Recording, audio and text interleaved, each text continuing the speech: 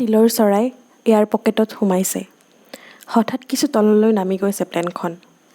পেটৰ ভিতৰত খালী খালী লগা এটা অনুভূতি, অলপমান বেয়া বেয়া লগা।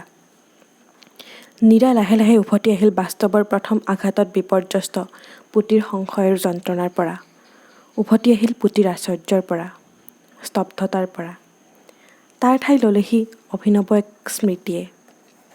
চকুৰ আগত ভাহি উঠিছে এখন ইমূৰ সিমূৰ নেদেখা পথাৰ। নহয়, ঠিক পথাৰ নহয়। চকুৰ আগত ভাহি উঠিছে ইমূৰ সিমূৰ নেদেখা এখন ৰঙা মখমলৰ দলিচা। খোজ থলে ভৰি বুৰ যোৱা সেই দলিচাত খোজ থৈ থৈ আগবাঢ়ি গৈ আছে এজাক মানুহ। সেই মানুহবোৰৰ মাজত আছে পুতি। মাইক আৰু বাইকহঁতৰ ওচৰে ওচৰে সপোনত খোজকাঢ়ি যোৱাৰ দৰে গৈ আছে পুতি। এয়া যেন সপোনৰ দেশ, সাধুকথাৰ কিতাপত পঢ়া পৰীৰ দেশ। ঘাঁহৰ মাজে মাজে ঘাঁহেৰে সমান গছবোৰত ফুলি থকা সৰু সৰু ৰঙা ফুলে ঢাকি ধৰিছে পথাৰখন। ইমূৰ সিমূৰ নেদেখা ৰঙা পথাৰখনৰ বাহিৰত যেন আৰু একো নাই। ওপৰত পৰিচ্ছন্ন আকাশ, আকাশত ৰাতিপুৱাৰ উত্তাপহীন সূৰ্য। কোমলকৈ বলা বতাহ এজাকে মাজে মাজে কঢ়িয়াই আনিছে মানুহৰ গছকত পিষ্ট হোৱা ঘাঁহ আৰু ৰঙা ফুলৰ গোন্ধ। ল'ৰা ছোৱালীবোৰে ডাঙৰবোৰেও মাজে মাজে ফুলবোৰ বুটলি খাইছে। পুতিৰ হাততো এমুঠি ফুল। পুতিৰ উৰি যাবলৈ মন গৈছে। ফুলবোৰ গছকিবলৈ বেয়া লাগিছে, খুব বেয়া লাগিছে। আনন্দৰ বিস্ময়ৰ আৱেশৰ সৈতে মিহলি হৈ পৰিছে বিষাদৰ দৰে অনুভূতি। পুতিৰ চকু পানীৰে উপচি পৰিছে। কাকৈ বুজাই ক'ব নোৱাৰা অনুভৱত পুতিৰ অকণমানি বুকুখন গলি যাব ধৰিছে। লাহে লাহে দলিচাখন শেষ হৈ চকুৰ আগত স্পষ্ট হৈ ভাহি উঠিছে এটা বৌদ্ধ মঠ। স্পষ্ট হৈ উঠিছে বৌদ্ধ মঠৰ সন্মুখত উদ্ভাসিত মুখেৰে থিয় হৈ থকা এটা সৰু ল'ৰা, সুবৰ্ণ। আৰু মানুহ আছিল। পুতিয়ে কাকো দেখা নাছিল। সুবৰ্ণক দেখাৰ লগে লগে পুতিৰ বিষাদবোৰ ভাৱ হৈ উৰি যাবলৈ ধৰিছিল। মাকহঁতক এৰি দৌৰি গৈছে পুতি। হাতত লৈ থকা ফুলখিনি সুবৰ্ণৰ হাতত দি উজ্জ্বল মুখেৰে কৈ উঠিছে, ইয়াত পৰী থাকে নেকি? পৰী? অঁ, পৰী। ইমান ধুনীয়া ৰঙা ফুলৰ কাৰ্পেট পৰীৰ দেশতহে থাকে। মোৰ যে ইমান ভাল লাগিছিল, কান্দিবৰো মন গৈছিল, ইমান ধুনীয়া। বেছি ভাল লাগিলে চকু পানী ওলায়, চবৰে ওলায়। কিমান ভাল লাগিছে আনক বুজাই ক'ব নাজানি যে, সেইকাৰণেও। তুমি থাকিলে কান্দিবৰ মন নগ'লহেঁতেন। ইয়াত কিজানি পৰী থাকে, নীলা পাখি মেলি ৰঙা ফুলৰ ওপৰেদি উৰি যায়। তুমি বহুত ধুনীয়াকৈ ভাবিব জানা। পৰীবোৰক চাবলৈ মন যায়। খুব, মোৰ পৰী হ'বলৈ মন যায়, কিন্তু মই নোৱাৰোঁ। কিয়? মই যে ক'লা পৰী নাথাকে নহয়। তুমি দেখিছা নেকি পৰী ক'লা নে বগা? বগা, সাধু কিতাপত দেখিছোঁ। তুমি একো নাজানা, পৰীবোৰ তোমাৰ দৰে। ধেৎ, সঁচা। মই পৰীৰ দৰে নহয়, পৰীবোৰ বহুত ধুনীয়া। পৰীক সকলোৱে ভাল পায়, মোক কোনেও ভাল নাপায়। মই দেখোন ভাল পাওঁ, মই তোমাক বহুত ভাল পাওঁ। তুমি ভাল, খুব ভাল।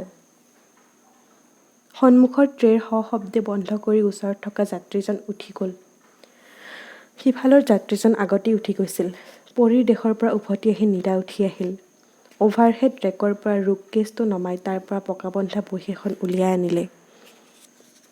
বাইদেউ? সচকিত হৈ উভতি চালে নীৰাই। এজন ডেকা ল'ৰাৰ মুগ্ধ চকু আৰু উদ্ভাসিত মুখেৰে থিয় হৈ আছে। নমস্কাৰ বাইদেউ, সপোনতো ভবা নাছিলোঁ আপোনাক কেতিয়াবা লগ পাম। কেনেকুৱা লাগিছে বুজাব নোৱাৰোঁ। মই আপোনাৰ চব কিতাপ পঢ়িছোঁ। আপোনাৰ লেখা বহুত ভাল পাওঁ মই।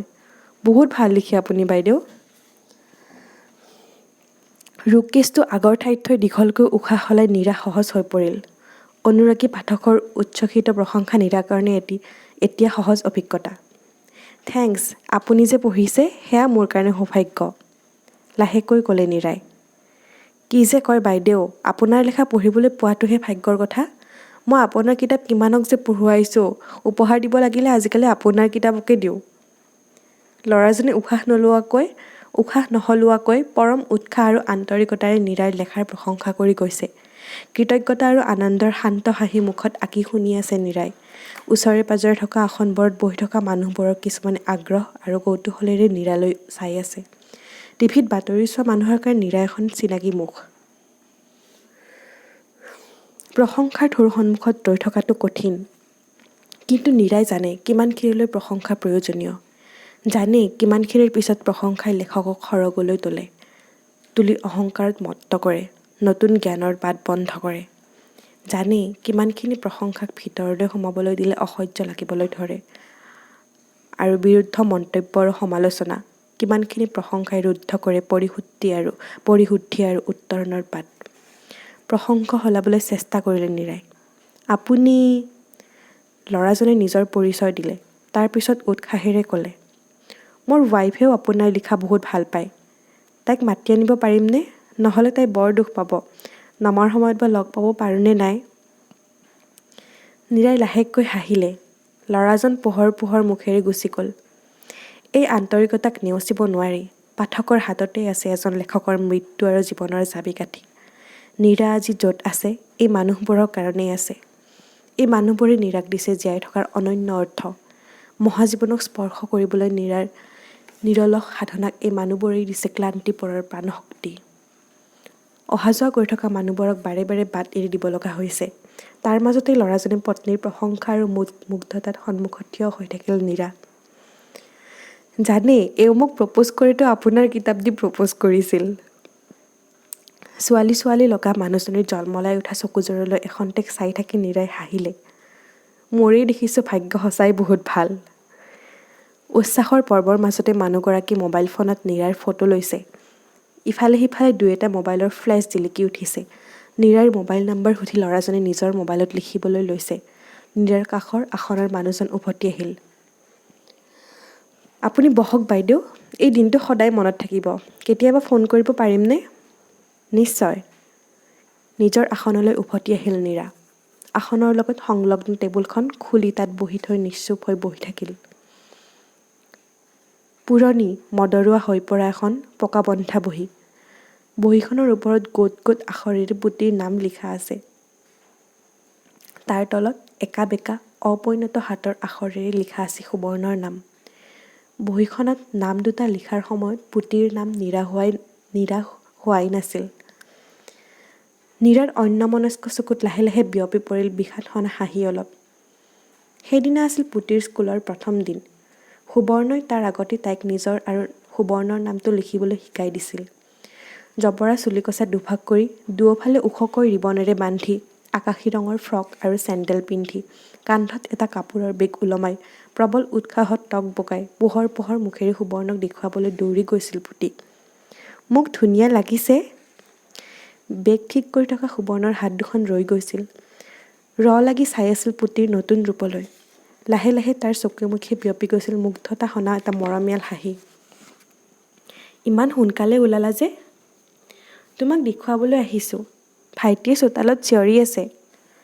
মই বোলে কাউৰী আৰু ফ্ৰকটো বোলে আকাশ। তাক এক ফুকো লগাই দিছোঁ। কিন্তু দুখো লাগিছে, মানুহক কাউৰী বুলিও ক'ব পায় নেকি? ভাইটি বেয়া। সৰু হয়, নাজানে। কাউৰী বুলি ক'লে কাউৰী হৈ যায় নেকি? তুমি যদি কাউৰী, সি কাউৰীৰ ভায়েক। মুহূৰ্ততে বিষাদ আৰু অপমানৰ কষ্ট ভাৱ হৈ উৰি গৈছিল। হাঁহি উঠিছিল পুতিয়ে। মই যাওঁ, ভাত খাম এতিয়া। ময়ো কাউৰী, সিও কাউৰী। ময়ো কাউৰী নহয়, সিও কাউৰী নহয়, সমান হৈ গ'ল। তোমাক বস্তু এটা দিম।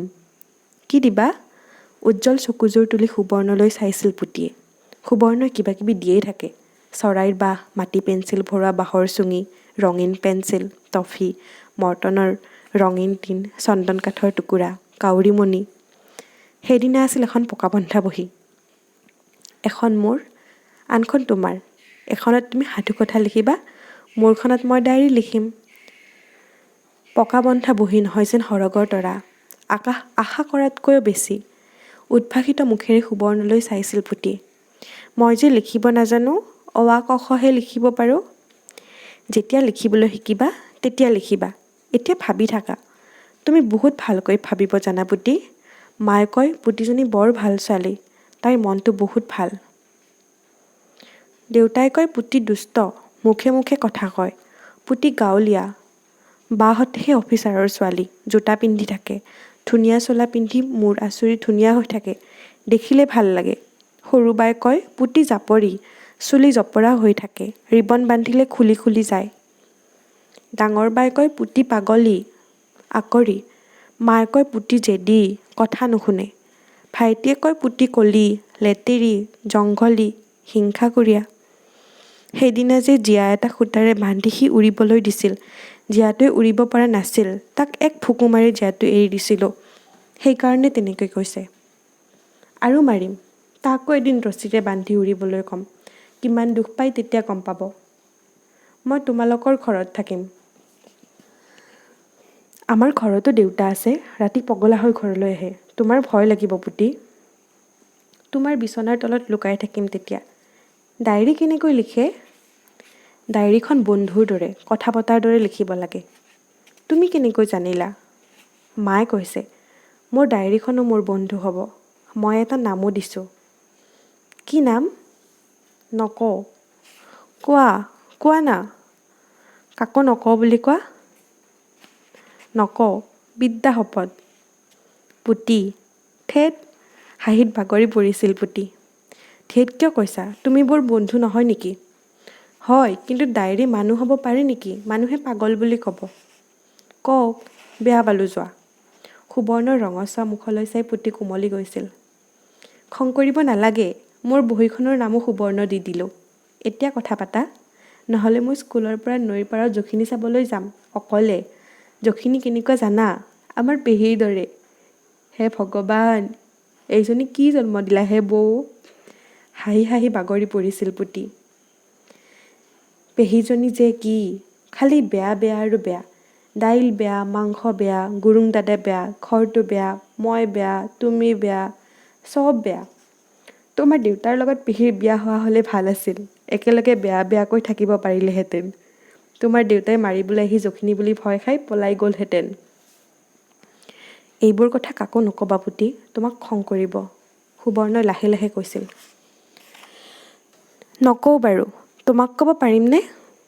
মোক ক'বা, চব ক'বা, মই কাকো নকওঁ। মাকো নোকোৱা? মাৰ কিমান দুখ, আৰু দুখ পালে মাৰ অসুখ হ'ব। মাকো নকওঁ, মই ডাঙৰ হ'লে মাক লৈ পলাই যাম। মোক নিনিয়া? তোমাকো লৈ যাম, বহুত দূৰৈত, পাহাৰৰ ওপৰত এটা চাংঘৰ সাজিম। আমি তাতে থাকিম, বনৰীয়া ফুল আনি সজাম, মায়ে ৰান্ধিব, আমি ঘৰৰ তলত খেলি থাকিম।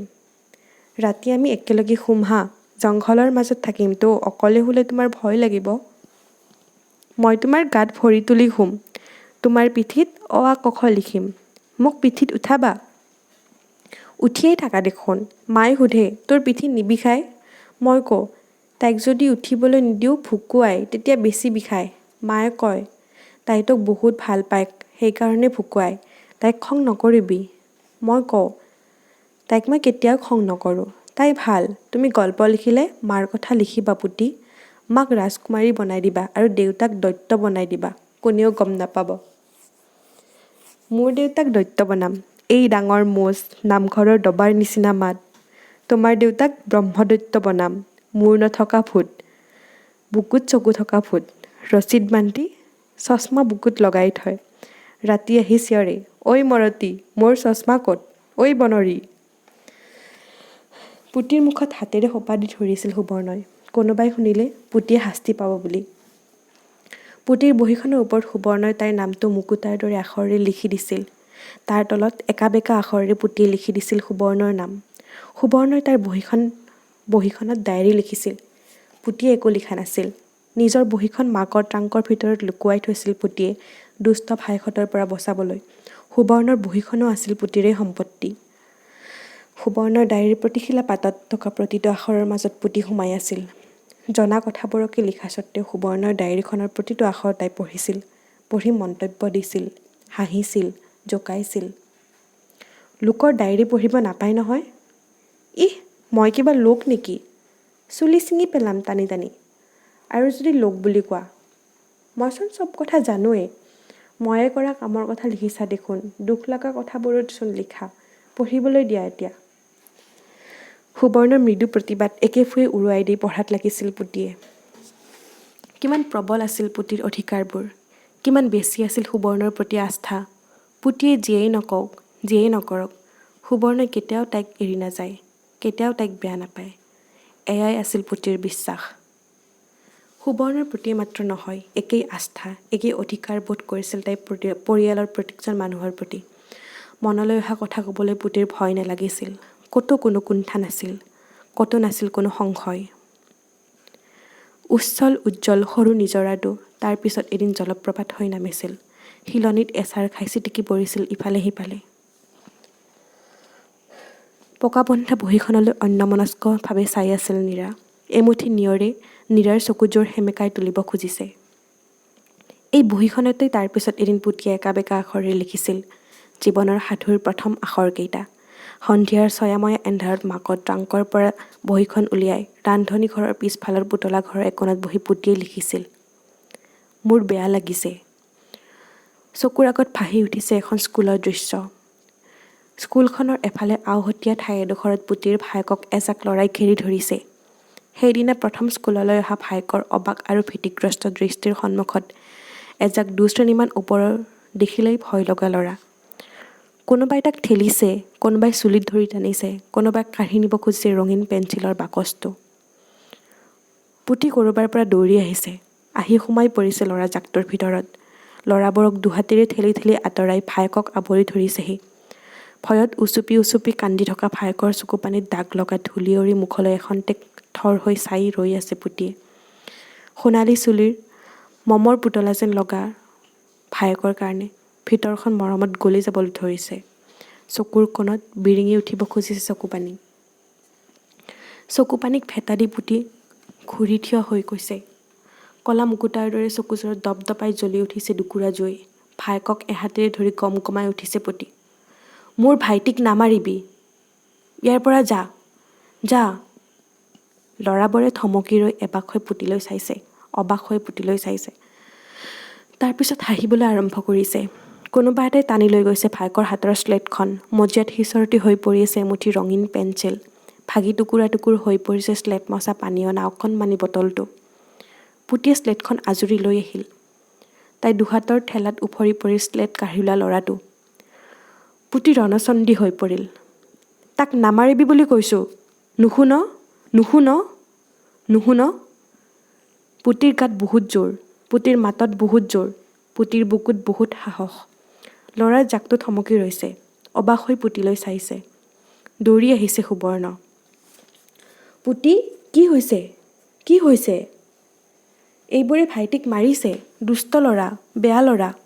সুবৰ্ণৰ সৈতে একেলগে এজাক ল'ৰাক মাৰি মাৰি ঠেলি ঠেলি আঁতৰাই পঠিয়াই ভায়েকৰ হাতত ধৰি বীৰ দৰ্পে ওলাই আহিল পুতি।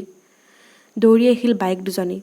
মৰামৰি কৰি অহা ভনীয়েকৰ কাৰণে লাজ কৰিব খুজি, ভায়েকক বচোৱাৰ কাৰণে ভাল পাব খুজি, ভায়েকৰ চকুপানী দেখি কান্দিব খুজি বিভ্ৰান্ত হৈ পৰা বায়েক দুজনীৰ সুবৰ্ণৰ প্ৰতি লগত পুতিৰ ভায়েকক হাতত ধৰি ঘৰলৈ উভতি আহিল।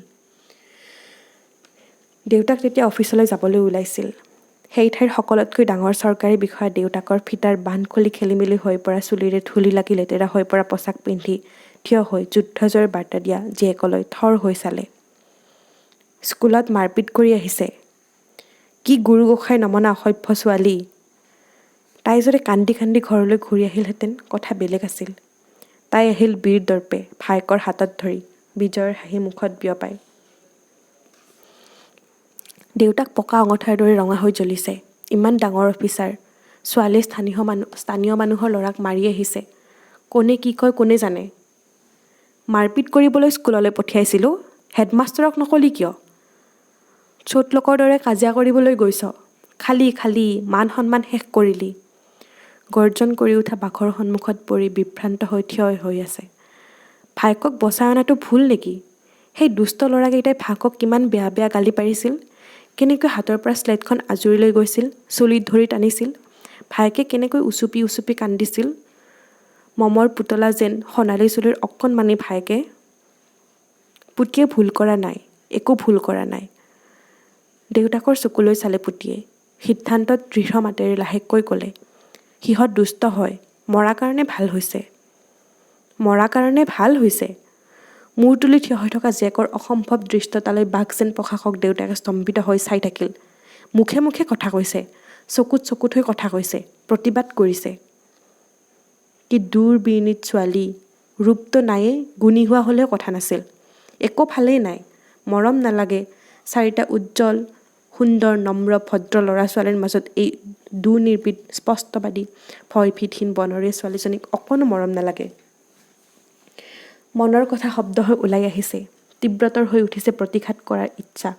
পুতিৰ জপৰা চুলিকোছাত খামুচি ধৰিছে দেউতাকে। সিহঁত দুষ্ট, নিজে ভাল। ল'ৰাৰ লগত ছোৱালী হৈ যুঁজিবলৈ যায়, বনৰীয়া কৰাবাৰ। চেহেৰা হ'ল কেৰাহীৰ দৰে, পঢ়া শুনাত তথৈবচ। তেওঁ গৈছে ভায়েকক উদ্ধাৰ কৰিবলৈ। বীৰাংগনা, ঝান্সীৰ ৰাণী লক্ষ্মীবাই। বাকী সকলো বাক্য শব্দহীন হৈ পৰিছে। পেহীয়েকে দি যোৱা হেলডালে বুকে পিঠিয়ে হালি ধৰিছে। ভায়েকক হাত এৰি চলচলীয়া চকুলে তৰমূৰ কৰি ভিতৰলৈ গুচি গৈছে পুতি।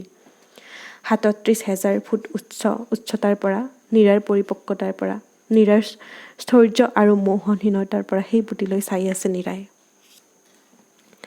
পুতিয়ে বাৰু আশা কৰিছিল নেকি মাক দেউতাক আনন্দিত হ'ব? আশা কৰিছিল নেকি দেউতাকে মাকে পিঠিত থপৰিয়াই ক'ব, ভাল কৰিলি, ঠিকে কৰিলি, মাৰ নাখাবি, পিছুৱাই নাহিবি, অন্যায় দেখিলে ভয় কৰি মনে মনে নাথাকিবি? আশা কৰিছিল নেকি? নীৰাই মূৰ জোকাৰিছে। কৰা নাছিল। নীৰাই জানে সেয়া আশা নাছিল। সেয়া আছিল বিশ্বাস, যুক্তিৰ ওপৰত বিশ্বাস, ন্যায়ৰ ওপৰত বিশ্বাস। সেয়া আছিল নিৰাপত্তা প্ৰদানকাৰী পিতৃ মাতৃৰ ওপৰত আস্থা। নিজৰ ভায়েকক আক্ৰমণৰ পৰা ৰক্ষা কৰাটো জানো অপৰাধ? এজন সমনীয়া ল'ৰাৰ লগত যুঁজি ভায়েকক বচাই অনাটো জানো বীৰত্ব নহয়? বীৰত্ব জানো সত্যত স্থিৰ থকা মানুহৰ নিৰ্ভীকতা নহয়? হয়, মই বীৰাংগনাই হ'ম, ৰাণী লক্ষ্মীবাইয়ে হ'ম, পুতি নিজকে নিজে কৈছিল। তাইৰ ভিতৰত তেতিয়াও আশ্ৰয় শব্দটোৰ ওপৰত পৰিপূৰ্ণ বিশ্বাস আছিল। তাইৰ অধিকাৰবোধত তেতিয়াও ফাট মেলা নাছিল। পঢ়া টেবুলত অন্যমনস্ক হৈ বহি থকা পুতিৰ চুলিত ডাঙৰ বায়েকে হাত বুলাই দিছিল। মনটো বেয়া লাগিছে। পুতিও উত্তৰ দিয়া নাছিল। তাইৰ মনটো অধিকাৰ কৰি ৰাখিছিল অনেক প্ৰশ্ন আৰু নামহীন বিষাদে।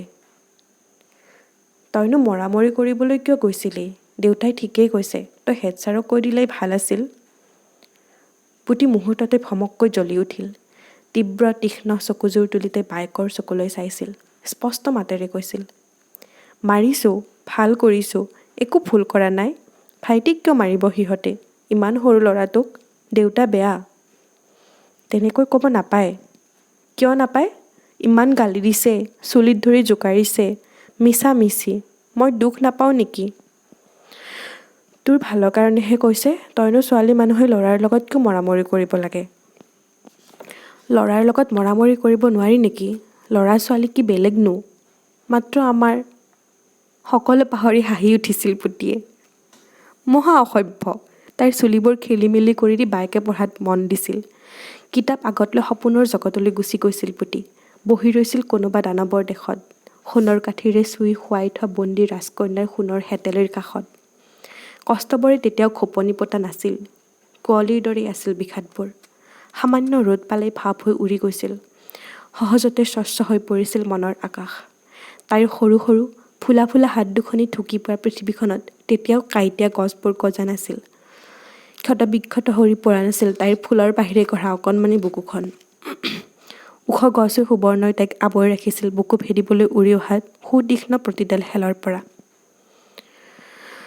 তাৰ পিছত ওখ গছৰ দিন শেষ হ'ল। পুতি নিৰাশ হ'ল। মুখ্য বিমান চালকে যাত্ৰীসকলক উদ্দেশ্য কৰি কিবা কৈছে। স্পিকাৰত ভাহি আহিছে টোপনিয়াই টোপনিয়াই কোৱা যেন এটা গধুৰ মাত। অলপ সময় প্লেনৰ ভিতৰত বাস্তৱতাত বহি থাকি পকাবন্ধা বহিয়ে ধৰি ৰখা ৰূপান্তৰৰ দিনবোৰত বুৰ গ'ল নীৰা। আহাৰ পিছত ট্ৰলি আৰু পৰিচাৰকবোৰ আহি ওচৰ পাবৰ হৈছিল। ৰ'দৰ উজ্জ্বলতা ম্লান হ'বলৈ ধৰিছিল।